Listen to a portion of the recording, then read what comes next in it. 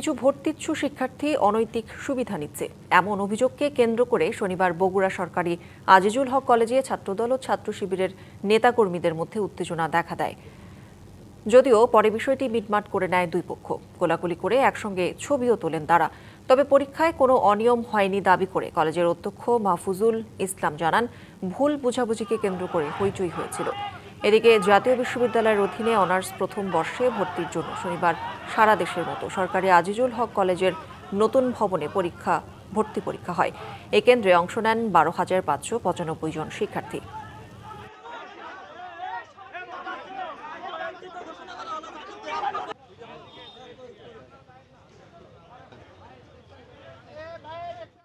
যিনি কখনো অন্যায়ের কাছে আপোষ করেন নাই, আমরা ছাত্র শিবির আমরাও কখনো অন্যায়ের কাছে আপোষ করবো না। এখানে ছাত্রদল বা কোনো কিছুকে আমাদের ভয় করার কোনো প্রশ্ন আসে না। ছাত্রদল এবং ছাত্র শিবিরের এখানে কোনো ভুল বোঝাবুঝি হয়নি। বাহিরের কিছু স্বৈরাচারের দোসররা আছে যারা এসে আমাদের মধ্যে বিভ্রান্ত করার চেষ্টা করছে।